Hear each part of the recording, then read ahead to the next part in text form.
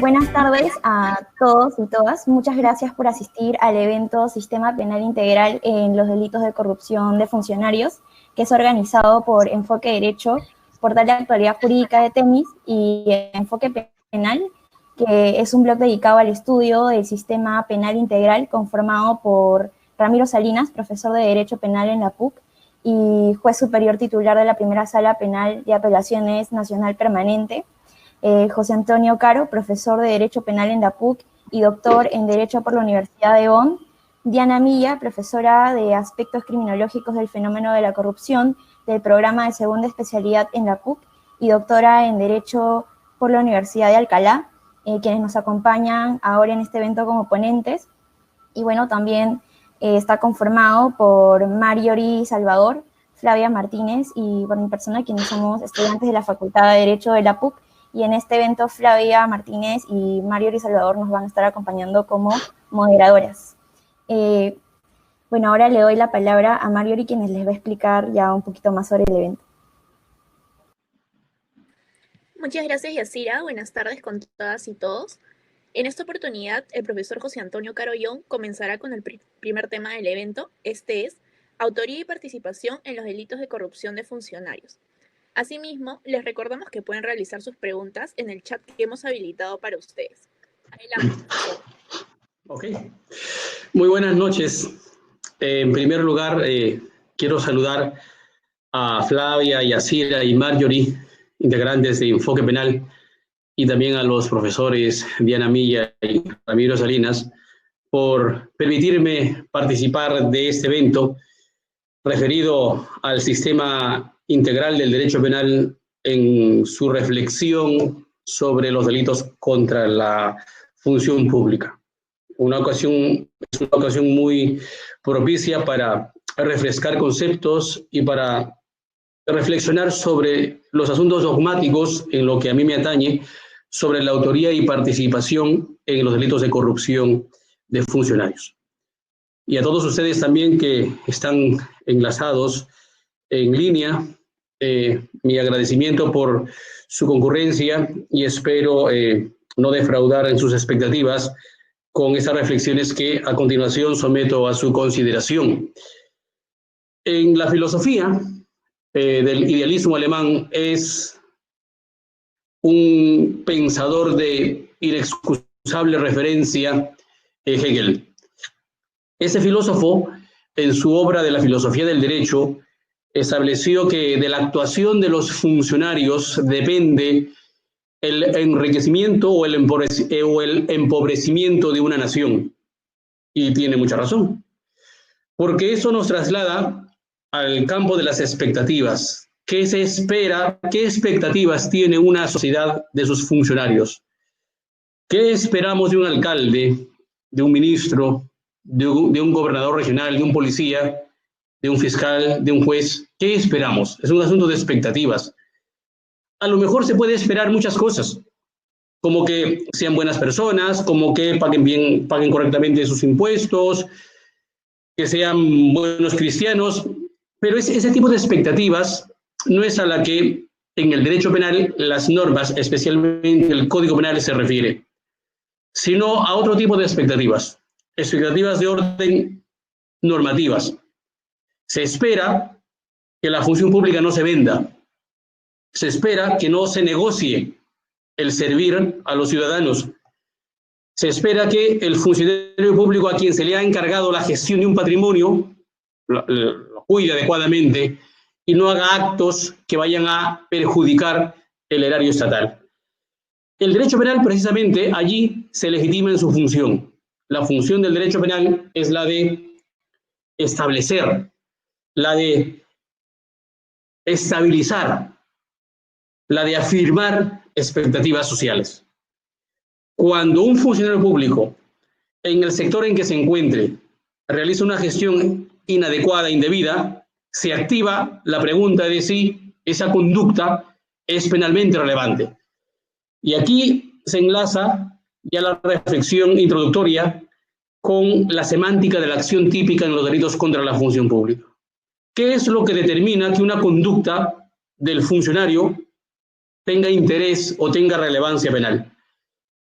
La determinación de la relevancia típica de la conducta y sobre todo para establecer los títulos de imputación de autoría o participación opera mediante un juicio de valoración en dos niveles. En un primer nivel se determina si la conducta es imputable objetivamente. En este nivel se establece si el funcionario ha obrado de acuerdo a su propio ámbito de competencia o lo ha extralimitado, ámbito de competencia establecido, regulado en normas especiales de carácter extrapenal, como pueden ser los manuales de operaciones y funciones, los reglamentos de operaciones y funciones, como pueden ser también las directivas, las leyes orgánicas, los protocolos. En un segundo nivel de valoración ya se determina los grados de la intervención delictiva. Esto es, si lo imputable objetivamente ahora es atribuible a título de autor o de partícipe. Sobre eso ahora me voy a referir. Comencemos por el primer nivel de análisis, por la teoría de la imputación objetiva. En todo juicio de determinación de relevancia penal de una conducta, hoy no se puede desconocer que la teoría de la imputación objetiva aporta la herramienta dogmática más segura, más contundente para responder a ese cometido. Tradicionalmente, la pregunta que se hacía era si la conducta se conectaba con un resultado y había un nexo de causalidad entre acción y resultado. Hoy, en el estado actual de las cosas, ya el juicio de valoración no depende de comprobación matemática, causal, fenomenológica de resultados, sino más bien de establecer si hay un nexo de imputación entre una conducta y un resultado respecto del cual nos preguntamos si comunica un sentido de antinormatividad.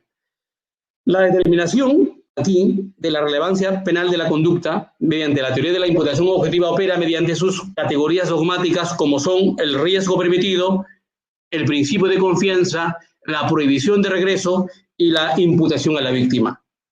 Para el ámbito de la función pública no es posible de aplicación la imputación a la víctima porque la víctima en este caso no es una persona que tenga capacidad de autodeterminación, que tenga capacidad de autoexponer sus bienes en libertad a un riesgo que termina en una autolesión. El Estado no puede autoexponerse a riesgos. Por eso, para establecer la relevancia penal de la conducta, sirve el riesgo permitido, la prohibición de regreso y el principio de confianza. En el campo del riesgo permitido, lo que se verifica es si la conducta del funcionario público se enmarca dentro de un ámbito de competencia concreto, delimitado en una norma de la cual emana la fuente del deber jurídico. Si la conducta no supera los espacios, los contornos de esa normatividad, entonces decimos que es una conducta que goza de conformidad jurídica, que no supera el riesgo permitido. Todo lo contrario acontece cuando la misma extralimita, supera los niveles, los límites fijados por los MOFs, por los ROFs, por las leyes orgánicas, por las directivas y los protocolos. Entonces, ese es el primer filtro a analizar en cualquier supuesto delictivo de los delitos contra la función pública. El segundo criterio es el principio de confianza. En virtud del principio de confianza se delimita las reglas de juego que dentro de la función pública se da en la interacción entre funcionarios, tanto en un nivel horizontal o vertical. Lo que importa aquí sobre todo es el nivel vertical, ahí en donde hay jerarquía. Quien está en una posición superior jerárquica, si delegó, transfirió competencias hacia un subordinado, se puede liberar de responsabilidad absolutamente bajo el hecho de que con la delegación de la competencia ahora rige el principio de autorresponsabilidad para el delegado. No siempre es así. A este respecto, por ejemplo, hay una casación reciente, fresquita, en caliente, publicada el 5 de agosto del año 2020, la casación 1546-2019 Piura, que tiene que ver con el caso de un alcalde, de una municipalidad, de un distrito de Piura. El alcalde no respondió penalmente por ser solamente el titular del pliego, sino porque participó en el Consejo Municipal donde se determinó la buena pro, aprobó las bases del concurso, sabía de los plazos, estableció un laudo arbitral para subsanar defectos, no aplicó los deberes de supervisión y control adecuados. Entonces, él se hace tan igual de responsable como aquel que, teniendo el deber concreto de establecer esas correcciones, no lo hizo. Su omisión fundamenta para él una autoría delictiva, y una autoría delictiva es un delito de infracción de deber y por consiguiente no rige el principio de confianza. O sea, si él va a argumentar, yo confié en que para tal proyecto había un funcionario especializado para verificar el plazo de subsanación de defectos, y eso es suficiente, por consiguiente, allá, si él no hizo bien su trabajo, a mí no se me puede trasladar una responsabilidad ajena. Ese argumento fracasa. Fracasa porque esa persona está en un nivel jerárquico inferior respecto del cual tienes deberes de control, de supervisión y de vigilancia. Allí en donde hayas establecido adecuadamente esos deberes, solamente en ese caso prosperaría a tu favor el principio de confianza, se debería al alcalde. Pero la Corte Suprema, a mi juicio, la ponencia del doctor San Martín Castro es magnífica a ese respecto, es clara y contundente, y se desaprobó el argumento planteado por este imputado. El tercer elemento a tomar en cuenta es la prohibición de regreso. En virtud de esta categoría, se ve en práctica con claridad aquella máxima de que no todo es asunto de todos, como lo dice Jacobs. Se empalma con el principio de separación de esferas. Allí en donde intervienen varias personas y dentro de esa pluralidad, uno de los intervinientes realiza una conducta que no se aparta de un estereotipo propio, de un rol concreto, incluso dentro de la función pública, no se aparta de sus ámbitos de competencia y no tiene deberes de control y vigilancia respecto a sus pares en nivel horizontal, puede invocar una prohibición de regreso. Existe al respecto la jurisprudencia, a mi juicio central, para entender esta cuestión, que está en el recurso de nulidad 2270-2004, La Libertad, conocido como el caso del jefe de la banca personal, ponente también San Martín Castro, donde dice una frase contundente: nadie responde por el cumplimiento puntual de una obligación. Entonces, quien no se aparta de los contornos a lo que está obligado, no tiene por qué cruzar el umbral del riesgo permitido. Si nos damos cuenta, tenemos tres criterios a considerar según el caso en que tenemos. Esos tres criterios, sin embargo, son abstractos y genéricos y tienen que ser concretados al tipo penal. Porque la lógica del tipo penal, por ejemplo, de la colusión, de la negociación incompatible, es diferente a la del cohecho. Por explicarlo, un ejemplo, está el recurso de nulidad 1481-2011 Arequipa, un caso donde unos funcionarios de la municipalidad no respetaron los procesos administrativos para comprar un vehículo para la municipalidad. Saltaron todos los procesos que debían seguir en el ámbito administrativo. Pero la pericia practicada en el juicio demostró que el valor del vehículo había sido beneficioso para la municipalidad porque al valor del mercado costaba más. O sea, actuaron indebidamente, pero finalmente sin ocasionar un perjuicio para el erario del Estado.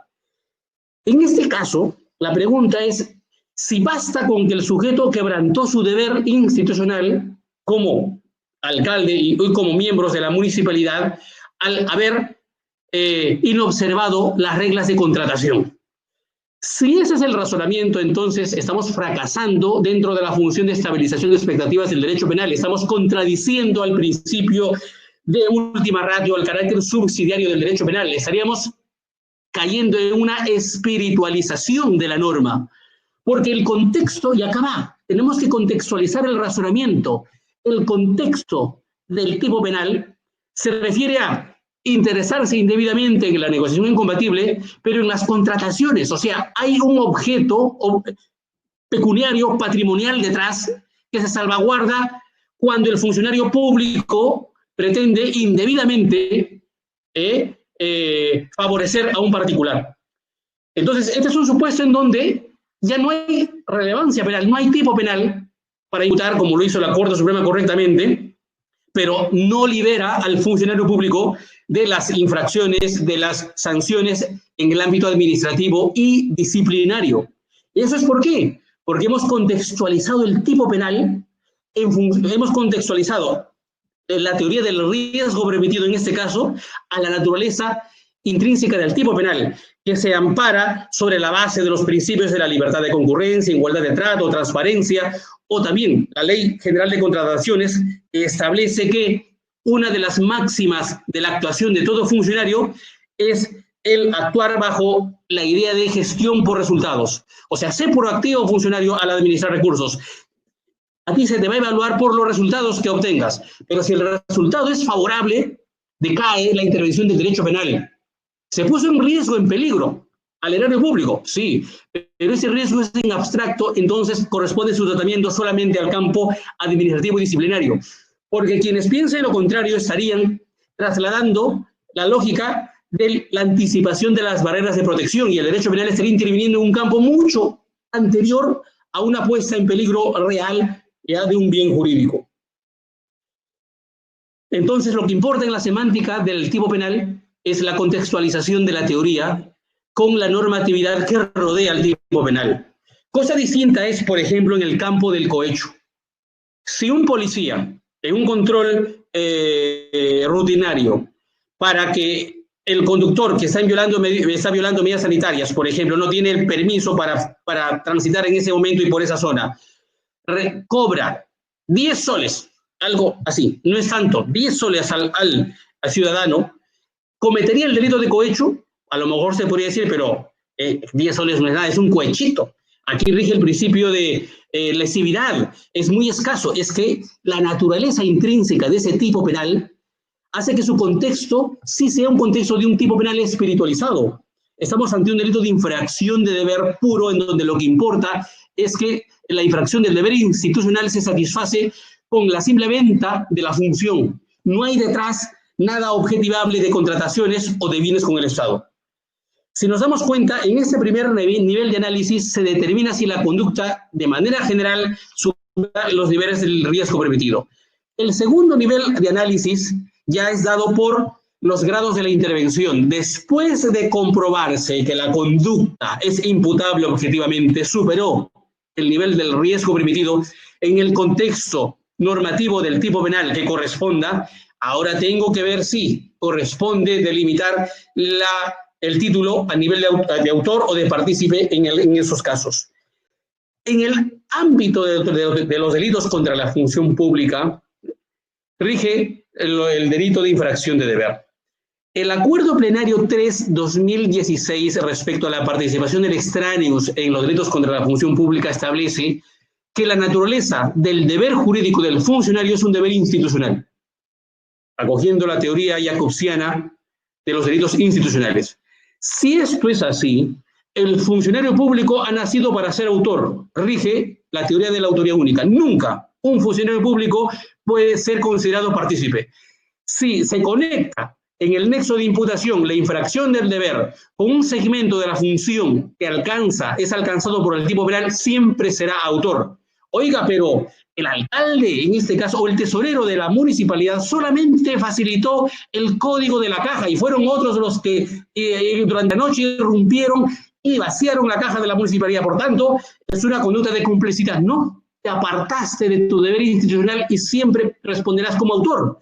Eso se enlaza con una segunda consecuencia, que todos los extraños, los particulares, siempre responderán como partícipes, como cómplices. El funcionario público será autor y el extraneus partícipe.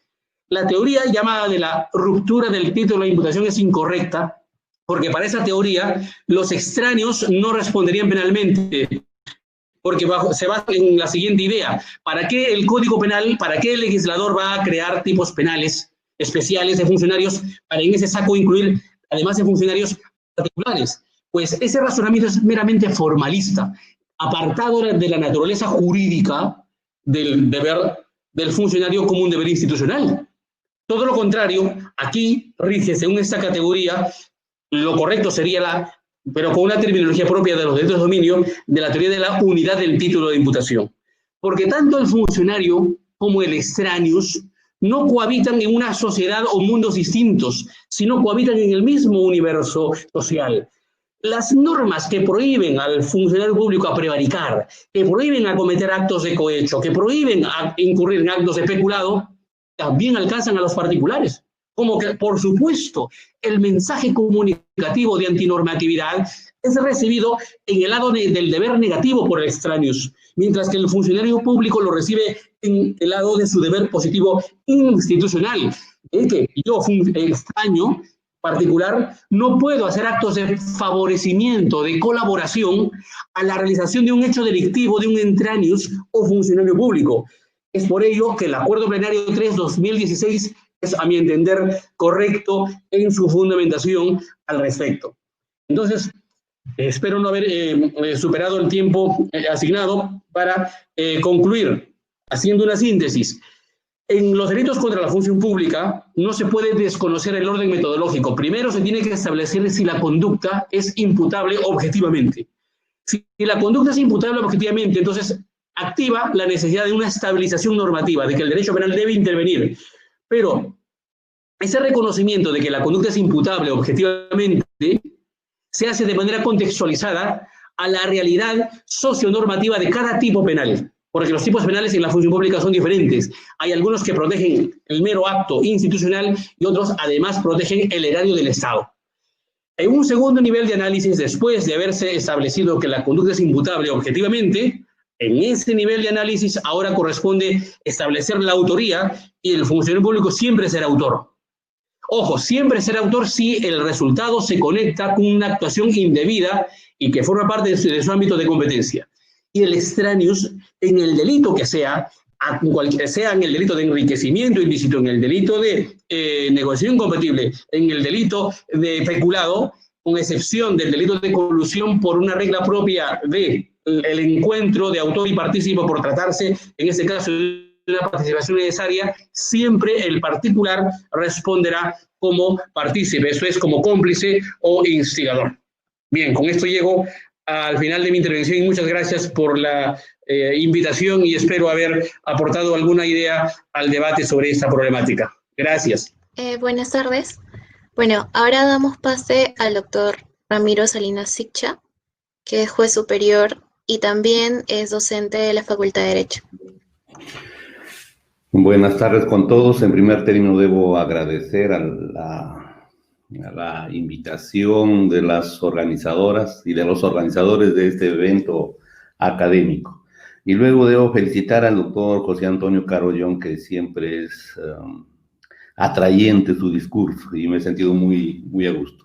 Y más si estamos compartiendo esta mesa virtual para compartir algunas ideas sobre el derecho penal o el sistema penal integral. A ver, vamos a tratar en forma muy resumida un tema que tiene que ver con la actividad probatoria en los delitos de corrupción de funcionarios. Pero antes de eso, siempre acostumbro a ubicarnos. Eso es lo que nos está faltando en el Perú, que venimos aplicando el nuevo Código Procesal Penal desde el año 2006. A la fecha, fíjense, tenemos 14 años de aplicar este nuevo modelo procesal penal, es decir, esta nueva forma de hacer proceso penal, y tiene que ver con los delitos de corrupción de funcionarios, porque eso sí, en todo el Perú, incluso en Lima, todos los o las investigaciones y juzgamientos por los delitos, por cualquiera de los delitos contra la administración pública, se viene aplicando el nuevo Código Procesal Penal.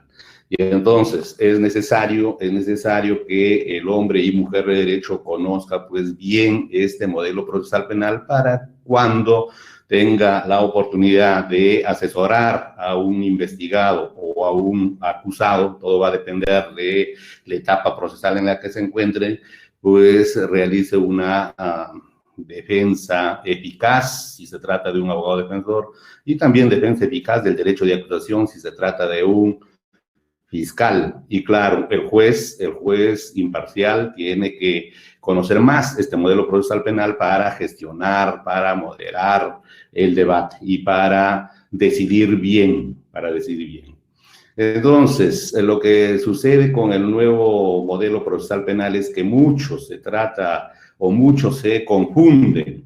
Piensan que nuestro modelo procesal, por ejemplo, es un acusatorio adversarial. Otros señalan que es un acusatorio de tendencia adversarial. Otros ya incluso lo han escrito en un libro que todavía lleva el título de Tratado de Derecho Procesal Penal. Señala que nuestro Código Procesal Penal del 2004 recoge un acusatorio puro. Y bueno, aquí hay que decirlo, y sé que hay muchos alumnos que se están formando como hombres o mujeres de derecho. Hay que decirlo que ese no es nuestro modelo procesal penal. Bien o mal, el Código Procesal Penal del 2004 no recoge un modelo acusatorio, con tendencia adversarial.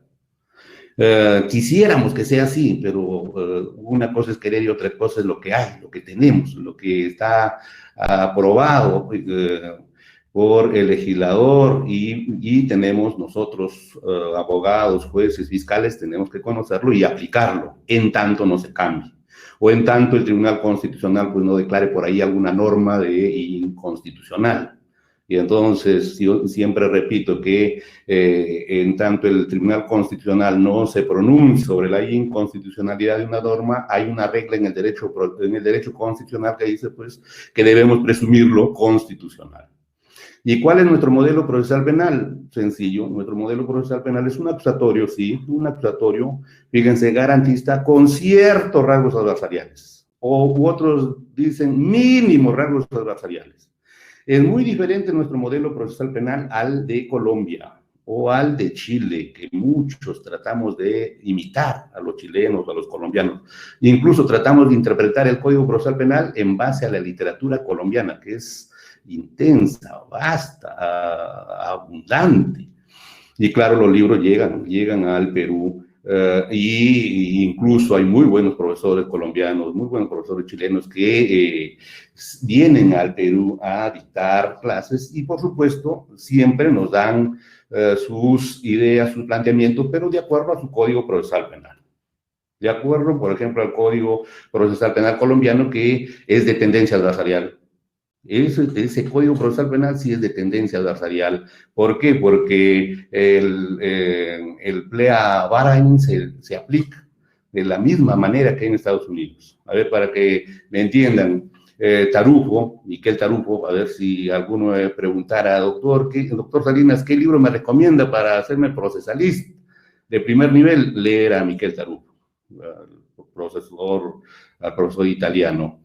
Y él señala, que conoce muy bien el sistema anglosajón, señala que, por ejemplo, en Estados Unidos o Inglaterra, el 90 o hasta 95% de casos, vamos a hablar solamente de casos penales, terminan por el plea bargain, o por en castellano, doctor, por las conclusiones anticipadas de investigaciones, que también nosotros lo conocemos. Y allá, de cualquier manera, incluso lo podemos leer en el Código Procesal colombiano, que señala que el fiscal, con la finalidad de terminar la investigación, por ejemplo, está investigando un homicidio en primer grado, que aquí sería un asesinato. Si el investigado acepta los hechos, el abogado puede plantear que no se le acuse por asesinato, sino por un homicidio por negligencia. Y el fiscal, fíjense, puede aceptar, con la finalidad de solucionar el conflicto. Pero en el Perú también tenemos la conclusión anticipada, y claro, lo ponemos como antecedente el plea bargain norteamericano. Pero en el Perú, si el fiscal está investigando un asesinato y tiene evidencias que ocurrió el asesinato, por supuesto, el abogado, así venga a decir mi patrocinado va a aceptar los hechos, pero quisiéramos que sea por homicidio simple, o quisiéramos que sea por homicidio por negligencia, con la finalidad de terminar esta investigación, el fiscal no puede aceptar esa propuesta. Oiga, doctor, ¿y por qué no puede aceptar? Porque la ley, es decir, el Código Procesal Penal, no lo permite. Aquí tenemos la conclusión anticipada arreglada, es decir, que tiene que llegarse a un acuerdo por el delito realmente cometido. Cierto que, ¿qué otra diferencia hay con el sistema acusatorio adversarial? Es el objetivo del proceso penal. el objetivo del proceso penal claro para el mundo anglosajón, el common law, representado siempre por Estados Unidos, y yo hablo mucho de Estados Unidos porque está cerca a nosotros y muchos quisiéramos tener ese sistema. Vemos bastantes películas donde se representan las investigaciones o juicios orales y muchos quisiéramos que así sean, pero no se dan cuenta que es otra ideología que está detrás de ese sistema. Y otra, la que está detrás de nuestro sistema. Allá se aplica el common law, aquí en el Perú el civil law. Y en el common law, por ejemplo, vuelvo a insistir, Tarugo siempre señala, el common law siempre se ha sentado en la idea de que el fin del proceso es la solución del conflicto. La solución del conflicto. Incluso, fíjense, Tarugo señala hasta de cualquier manera. Lo importante es terminar el conflicto generado a consecuencia de la comisión de un delito. Y eso es así, ¿por qué? Porque ellos siempre lo repiten, que el fin del proceso penal es encontrar una verdad formal o una verdad procesal. Oiga, doctor, y en el siglo, y en nuestro Código Procesal Penal, el fin de este proceso es encontrar la verdad real, verdad histórica o verdad como correspondencia. Y fíjense lo que les menciono, no solo se ha quedado en planteamientos teóricos. Ya la Corte Suprema del Perú, y muy bien lo ha mencionado el doctor Caro Young, encabezado yo diría por el doctor San Martín, creo yo el máximo procesalista que tenemos en el Perú, que enseña, que es profesor en la Universidad Católica, y él en varias casaciones como ponente ha señalado, y lo señala continuamente, que el objetivo de nuestro modelo procesal penal acusatorio, garantista con ciertos rasgos adversariales es encontrar la verdad, pero real, ¿verdad? Como correspondencia. Y es por eso que en el Código Procesal Penal se le da al Ministerio Público, todas las herramientas necesarias con la finalidad de que el fiscal en su investigación encuentre los elementos de comisión para determinar, por ejemplo, primero si el peculado o la colusión o el enriquecimiento ilícito ocurrieron, y luego si esos hechos tienen, fíjense, la investigación del delito en el Perú, tiene ciertas características de delito. Y claro, ¿y por qué, doctor, no dice que tiene que acreditarse el delito? Porque ese es objetivo ya del juzgamiento. Fíjense, es objetivo del juzgamiento. Por eso el tema que ha planteado el doctor Caro Young sobre la imputación objetiva y sobre los criterios que excluyen a la imputación objetiva, como son la prohibición de regreso, el principio de confianza, el riesgo permitido o la autopuesta en peligro, también ahí tendríamos muchas preguntas que hacer si efectivamente los malos funcionarios, mejor, el Estado que contrata malos funcionarios se autopone en peligro a la comisión, por ejemplo, de delitos que al final defraudan al Estado. Pero a lo que voy es que vamos, ¿en qué momento vamos a aplicar los criterios que excluyen la imputación objetiva? El principio de confianza, prohibición de regreso. ¿Tendrá que ser en plena investigación o es que es necesario? Y creo que así se está planteando últimamente que es necesario que se agote la investigación. Porque agotándose la investigación y cuando el fiscal tiene todos los elementos de comisión, y claro, el abogado defensor también está enterado de todo, puede ahí el abogado defensor solicitar que se aplique uno de estos criterios que excluye la imputación objetiva, es decir, que se archive el proceso o que se pide el sobreseimiento, toda vez que habría actuado su patrocinado por ejemplo, en un supuesto del principio de confianza o un supuesto de una conducta neutral, que más lo conocemos como prohibición de regreso. Pero allí, por ejemplo, una pregunta que queda para el doctor Caro Young es ¿en qué momento se puede aplicar estos principios? Estos principios pueden ser en plena investigación o hay que esperar que el fiscal concluya su investigación y cuando plantee su acusación, allí pedir que se aplique estos criterios. Y por supuesto, se pedirá, así hay acusación, el abogado puede pedir muy bien que el juez declare el sobreseimiento en la etapa intermedia, o también puede plantearlo en el juzgamiento para que el juez al final pues absuelva al acusado. Si se dieran alguno de estos criterios que excluyen la imputación objetiva que el doctor Carollón en forma resumida y puntual lo ha efectuado. ¿Entiende? Entonces, ¿esto a qué viene? Que en el Perú estamos aplicando un nuevo modelo procesal penal en donde, les decía, el fiscal tiene todas las herramientas. Fíjense, hasta ahora hay colaboración eficaz, hay agente encubierto, ahora se ha creado un agente especial, con la finalidad de que el fiscal llegue a determinar, fíjense, si los hechos han ocurrido, y lo más importante, si se puede vincular los hechos objeto de investigación con el investigado. Para vincularlo nada más, fíjense, y eso, si eso se llega a acreditar, por supuesto, con los elementos de convicción o actos de investigación también se denomina diligencias fiscales, el fiscal puede acusar, y claro, alguno ya estará preguntando, doctor, ¿y la prueba?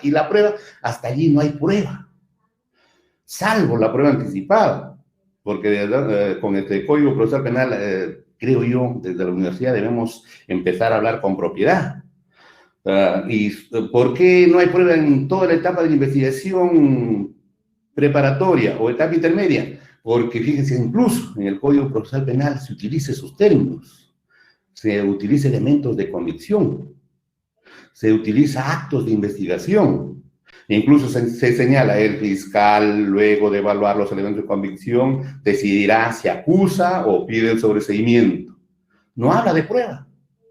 ¿Y por qué, doctor, no habla de prueba? Porque la prueba se va a producir en el juicio oral. Y para que esto ocurra, el fiscal, el abogado defensor, claro, si presenta elementos de convicción, tienen que pedir al juez de investigación preparatoria para que admita determinados actos de investigación para que pasen a juicio oral. ¿Y para qué van a pasar a juicio oral? Para que se produzca la prueba. Y es por eso que en los delitos de corrupción de funcionarios, pues los fiscales ofrecen muchos documentos, ofrecen pericias, pero claro, y muchos ya seguramente que ven audiencias dirán, pero el fiscal ofrece como prueba la pericia.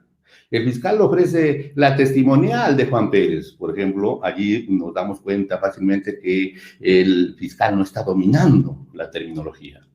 Incluso los jueces de investigación preparatoria en la audiencia preliminar de la etapa intermedia le preguntan al fiscal, ¿qué pruebas va a ofrecer para el juicio oral?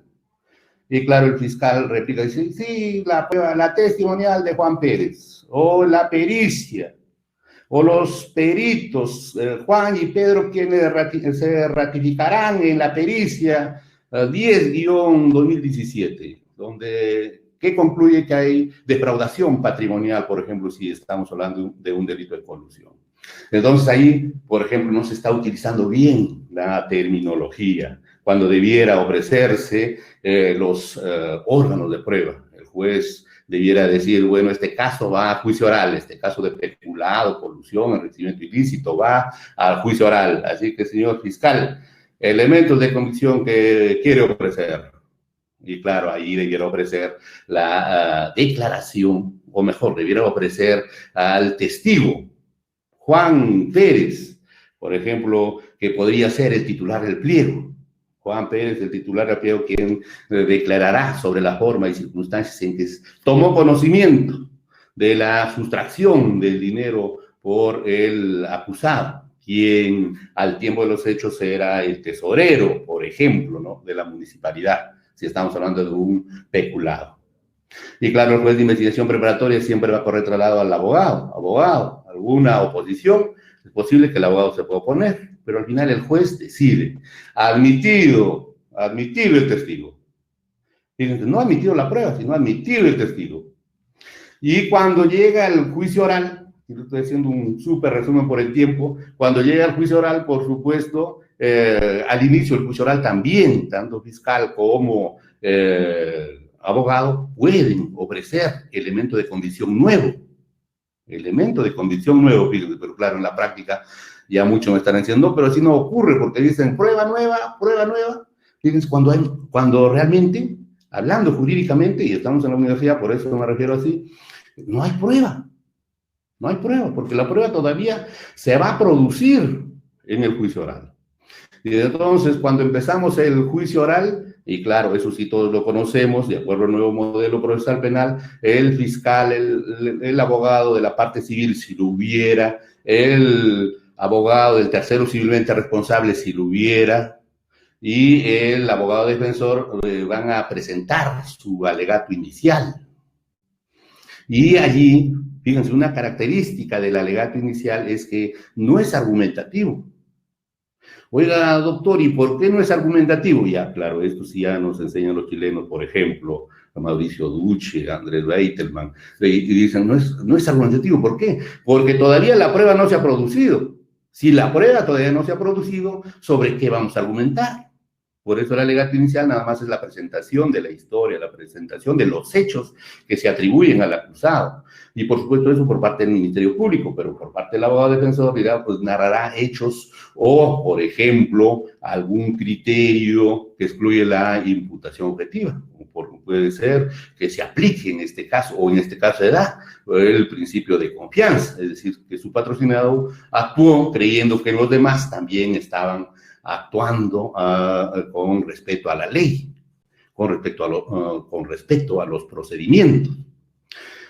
Fíjense, y luego de los alegatos iniciales, por supuesto, viene allí también la aplicación del instituto de conformidad, esto de que el juez de juzgamiento pregunta al acusado si acepta los hechos que le atribuye el fiscal. El acusado, hay muchos casos donde puede decir sí, acepta. Y si eso sucede, allí termina el juicio oral. Eso es lo que se conoce como conclusión anticipada del juicio oral. Pero si dice no, me considero inocente, se pasa a la actuación probatoria. Allí, por ejemplo, ya hablamos de actuación probatoria, donde realmente se va a producir la prueba. Y claro, lo primero que ocurre es fiscal, a ver qué elementos probatorios tiene o qué testigos tiene. A ver, y el fiscal, por supuesto, propone a ver qué testigo, que por supuesto ya ha sido aceptado, va a empezar, es decir, va a ingresar a la sala de audiencias para responder el interrogatorio directo por parte del fiscal que le ha ofrecido, una vez que termine el abogado de la parte civil, luego el abogado del tercero civilmente responsable, y ya, empezando por el abogado del tercero civilmente responsable, podrá hacer contrainterrogatorio. Y el abogado defensor, contrainterrogatorio. Y una vez que se termina esa declaración, ahí termina la declaración del testigo, por supuesto, lo que ha dejado allí, lo que se ha escrito, lo que se queda en audio y video, ahora aplicando la informática, eso es testimonial. Y recién eso es prueba. Y con esa testimonial y otras más que se van a producir de la misma forma que les he comentado, el juez puede emitir una sentencia, por ejemplo, condenatoria. Si eso no ocurre, es decir, si el testigo no va, no pueden mencionarse las declaraciones anteriores. ¿Y por qué? Porque en el Código Procesal Penal, en el título preliminar, hay una regla también que señala que los elementos de convicción no sirven para fundar sentencia condenatoria. ¿Esto qué significa? Que los jueces con el nuevo Código Procesal Penal, es decir, no pueden condenar con elementos de convicción. Si estos no han ido a juicio oral para que muten o cambien a prueba. Doctor, ¿y la pericia? Igual, la pericia puede ser ofrecida como documento. Y esto va a ocurrir, por ejemplo, cuando los autores de la pericia han fallecido. No estoy hablando hipotéticamente, por ejemplo, ahora a consecuencia del COVID, los dos peritos han fallecido y el fiscal solamente tiene su pericia de defraudación en documento. Y claro, cuando el juez en la audiencia preliminar le va a decir, fiscal, elementos de convicción para que vayan a juicio oral, él puede ofrecer su pericia, el documento. Y una vez que es admitido en el juicio oral, se va a oralizar ese documento para que haya debate, haya debate. Es decir, que el fiscal señale a ver cuál es el aporte probatorio, luego los abogados, luego el abogado defensor también, por supuesto, replicará, pedirá que no se tome en cuenta, que no no tiene conclusiones consistentes, y fíjense, luego de eso, esa pericia es prueba. Ya estamos ante prueba pericial, y con esa prueba pericial el juez puede condenar. Digo puede, porque también la otra posibilidad es que puede absolver. ¿Entienden? Hay muchas cosas que hablar sobre el nuevo modelo procesal penal, pero por el tiempo, espero no haberme extendido demasiado, les agradezco por su atención. Le agradecemos, doctor Ramiro Salinas, por su interesante ponencia. A continuación, la doctora Diana Mi, quien hablará un poco sobre los aspectos criminológicos de la corrupción. En primer lugar, quisiera agradecer a los y las integrantes de Enfoque Penal, en especial a Marjorie, a Flavia, a Yasira, por su organización en esta ocasión para compartir esta mesa virtual con los doctores José Antonio Carollón y Salinas Siccha. Y además también, sin duda, felicitarlos por su siempre clara disertación, por los aportes y las conclusiones en estos temas que es de actualidad. Bien, yo no voy a abordar el análisis jurídico normativo, sino el análisis criminológico. Vamos a ir un poquito más allá, vamos a preguntarnos el porqué de estas personas, funcionarios públicos, cometen estos delitos. Bien, en los últimos 30 años en la historia del Perú hay dos momentos determinantes a través de los cuales se desnuda la corrupción. Uno de ellos, ustedes como bien recordarán, en los años 90 con los famosos Vladivideos, luego ya en pleno siglo XXI con Odebrecht y los famosos audios que no nos dejan, ¿verdad? Desde hace 2 años y en la también actualidad. En los años 90, esta corrupción significó 4.600 millones de soles, con lo que se pudo construir 36 hospitales con más de 200 camas, 180 modernos colegios o incluso incorporar 1.000 puestos de trabajo. Ahora, si nosotros lo comparamos ya con el año 2015, la Contraloría General de la República estimó que estos costos de la corrupción ascendieron de una manera descomunal. ¿A cuánto? A 12.600 millones de soles, lo que equivale al 2.1% del PBI de ese momento. Y además, si queremos hacer un ejercicio comparativo, esto significó más de la mitad del presupuesto del sector educativo. Esto se traduce en el 3.5% del PBI y 14 veces lo invertido en el sector innovación, que se traduce también en el 0.15% del PBI. Y de acuerdo a los cálculos que realiza el Ministerio de Economía y Finanzas, solo para que ustedes puedan hacerse una idea de esos costos de la corrupción, con 3.321 millones se hubiera reducido la brecha en infraestructura educativa. Con 1.830 millones, la brecha en infraestructura para la salud. 3.593 millones para incrementar la cobertura en servicios de saneamiento para la población. 424 millones en los que se podrían atender obras de electrificación que beneficiarían a más de 221.000 hogares y 806.000 habitantes. 103 millones en lo que respecta a producción, implementar programas de fortalecimiento, por ejemplo, en pesca artesanal, y esto hubiera beneficiado a 4.800 pescadores artesanales. Para el año 2019, el año pasado, la Contraloría también nos dio unas cifras, y en ese sentido ha señalado que nos costó 23.000 millones de soles. Como pueden ustedes advertir, año tras año, los costos de la corrupción ascienden de una manera entonces exorbitante. A nivel internacional, la ONG Transparencia Internacional realiza año a año un estudio y publica el índice de percepción de la corrupción luego de haber realizado las encuestas, estudios respectivos a más de 180 países. Coloca una puntuación específica donde 0 significa el país más corrupto y 180 puntos el menos corrupto. Por ejemplo, el país más corrupto en el año 2019 fue Somalia, con 9 puntos, ocupó el puesto 180, y los países menos corruptos, los nórdicos, pero en este caso empataron Dinamarca y Nueva Zelanda en el puesto número 1 con 87 puntos. Y seguramente ahora ustedes están preguntando, ¿y Perú en qué puesto se encuentra? ¿Y cuál es la puntuación que se le dio? Se le dio 36 puntos y ocupa el puesto 101. La corrupción es un problema no solo local, regional, es un problema global, es un fenómeno global.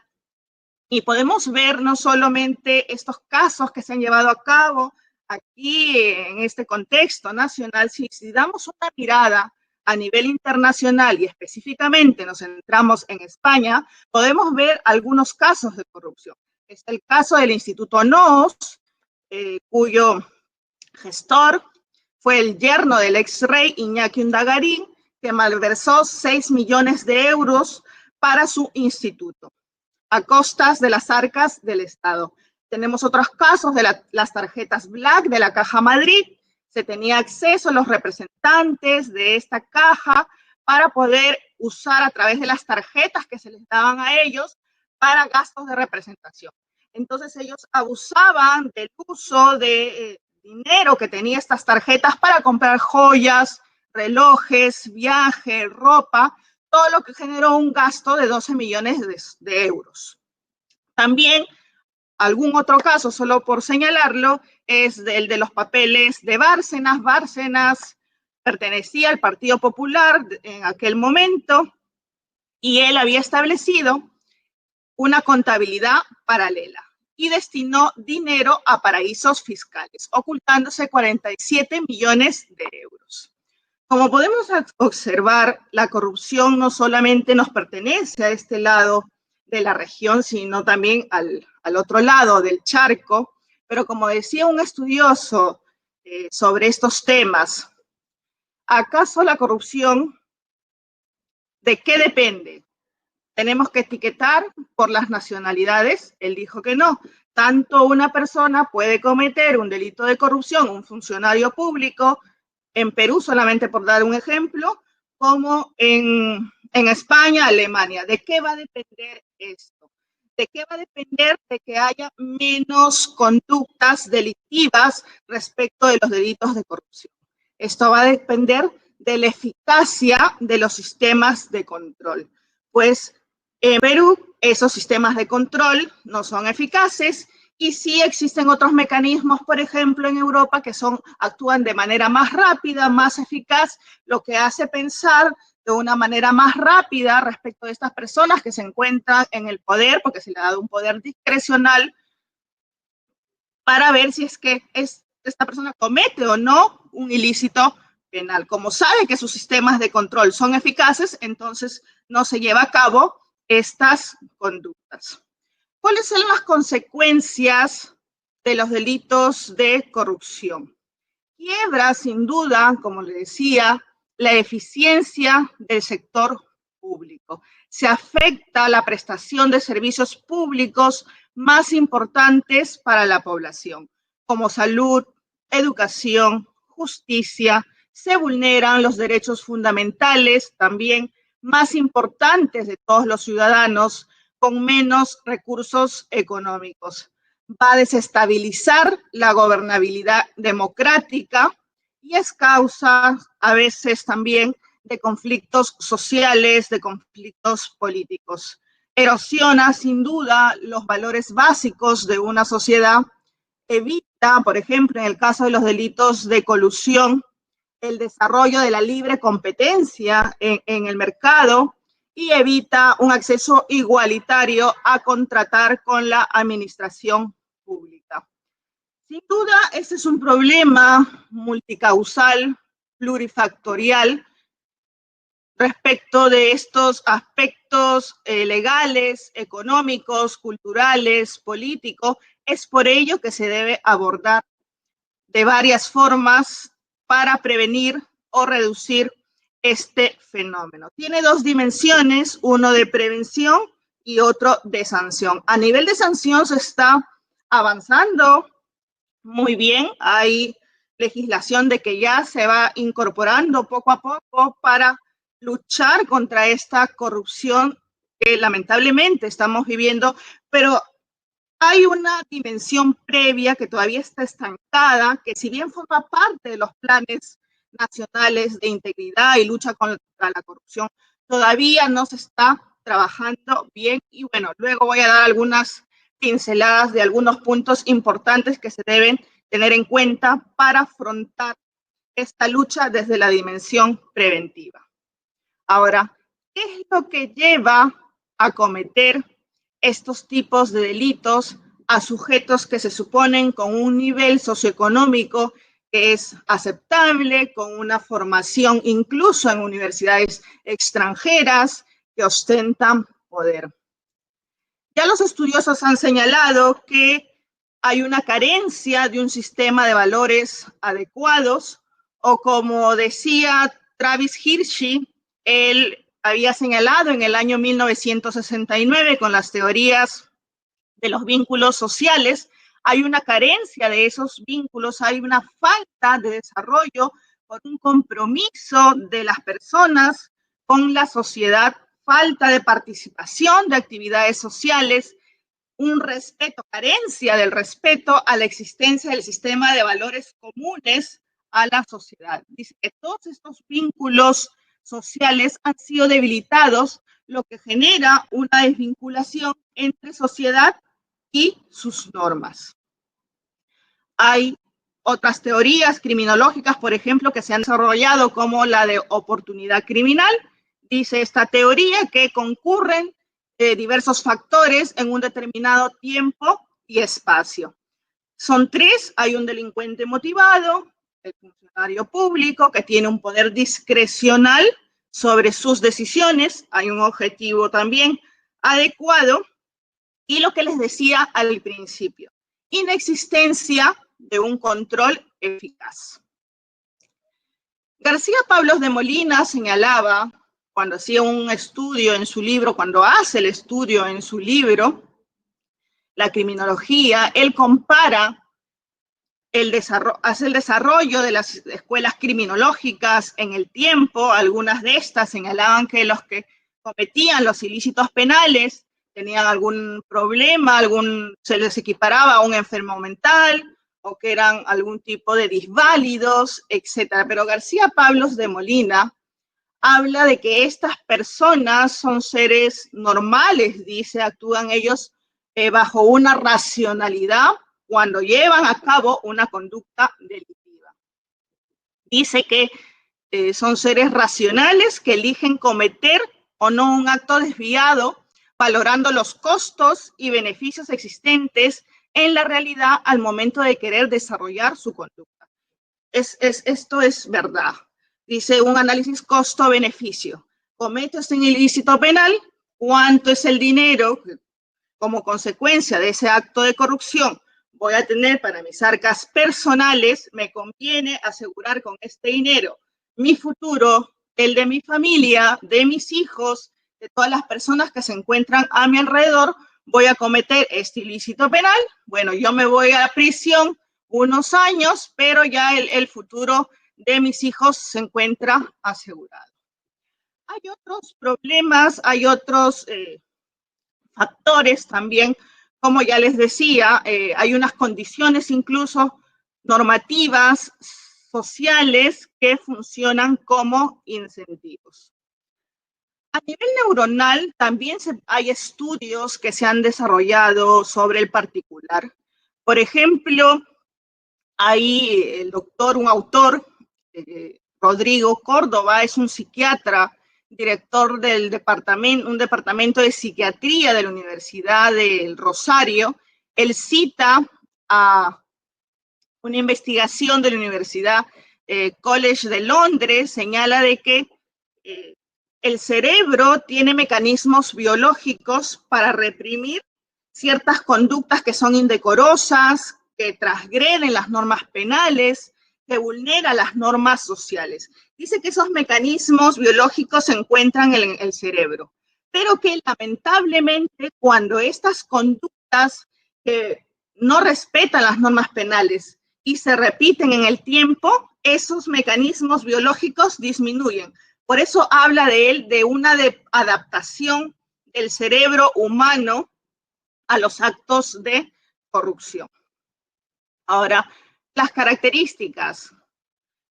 Cuando se comete un hecho delictivo es bueno, en el contexto, sobre todo que nosotros somos testigos, hemos podido evidenciar en estos últimos años cómo se han creado esas estructuras dentro, en un espacio de supuesta normalidad para llevar a cabo estos ilícitos penales. Se crean redes de amigos, lo que siempre escuchamos nosotros por ahí como los hermanitos, ¿verdad? ¿Esto para qué? Para obtener favores con mayor facilidad, con un poco control, con la finalidad de fortalecer esos vínculos entre estos amigos y mantener la cadena de favores.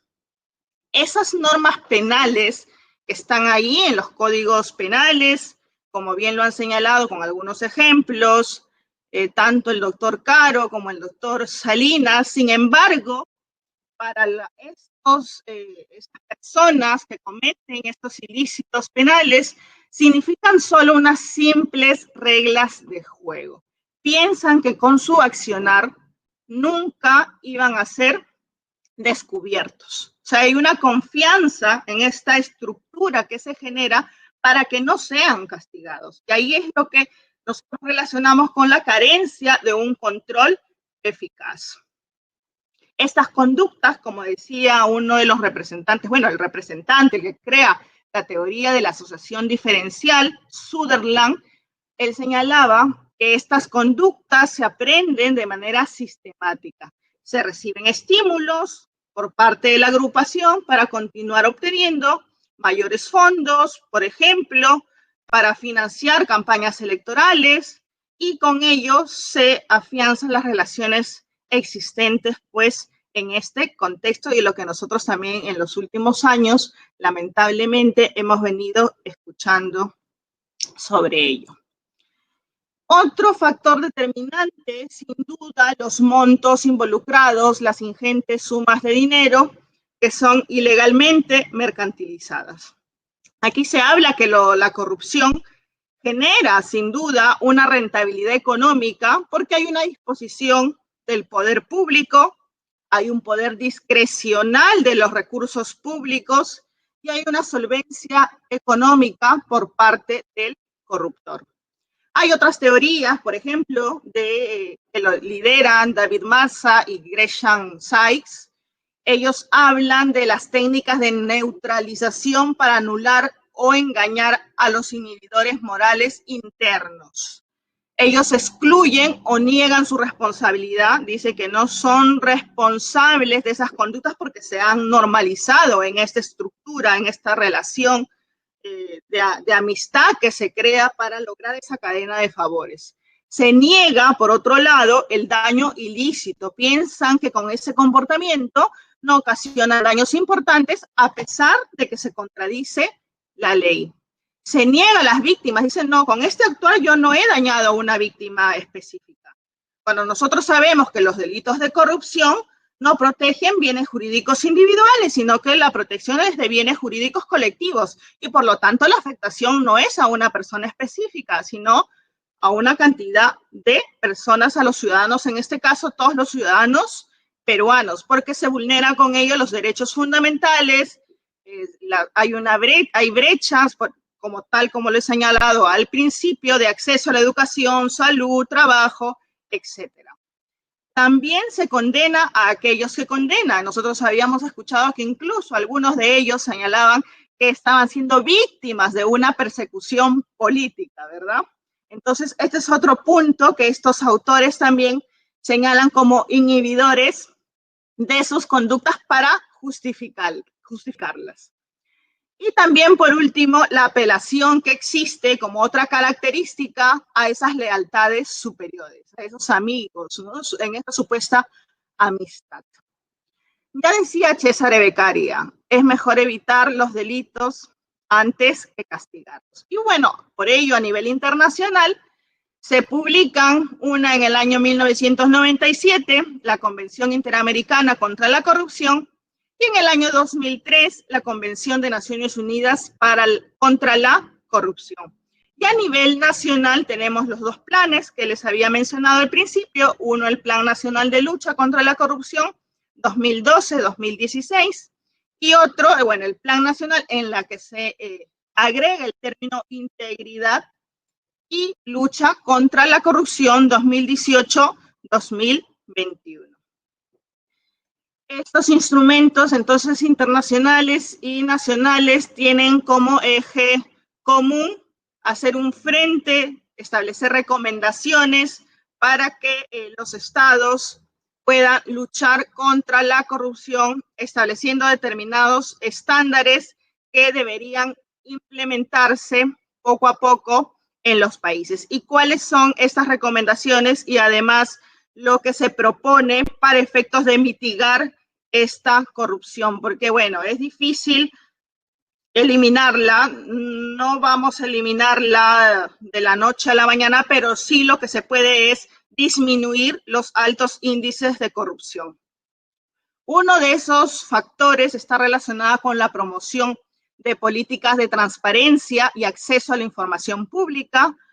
Otro, la rendición de cuentas o accountability, que contiene dos dimensiones: la obligación de los funcionarios públicos para que informen sobre las decisiones y por qué toman esas decisiones. O sea que ellos deben justificar de manera pública todas aquellas decisiones que tomen.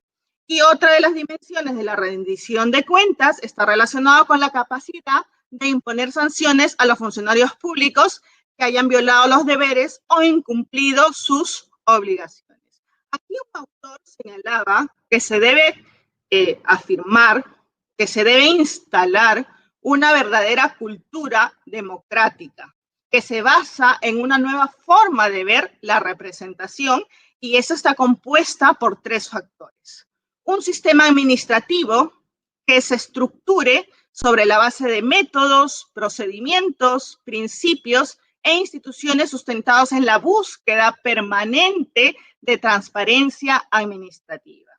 Un segundo factor, los representantes deben ser conscientes de cumplir con esos deberes de transparencia, tienen que internalizarlo. Y un tercer factor, que los representados deben estar informados también de manera permanente sobre las decisiones de sus gobernantes. Y ya para ir cerrando, promover sin duda, instalar una cultura de integridad y de ética pública en los servidores civiles, en la ciudadanía, instaurar una carrera pública basada en los méritos, en la eficiencia y una debida remuneración y no en base a la amistad, instaurar un sistema de valores y vínculos sociales fuertes en determinados espacios de control social informal, como son la familia, la escuela, la comunidad, etcétera. Reconocer que hay espacios de riesgo en las instituciones públicas, como lo hay también en las empresas. Ya saben ustedes que en los últimos años hay un estudio de los compliance, pero en el sector público también se podría establecer un sistema de cumplimiento normativo para identificar determinados espacios de riesgo y evitar estas conductas delictivas. Sin duda, establecer un sistema de control adecuado respecto a la gestión pública relacionadas, como ya lo había dicho hace algunos instantes, con la financiación política y o contratación pública, creo que es uno de los principales ejes donde se mueve todo el aparato de corrupción al interior del Estado. Y por último, sin duda, la capacitación permanente que debe haber respecto de todos los funcionarios y servidores públicos. Y con ello concluyo, creo que hemos cumplido con el tiempo establecido. Muchas gracias.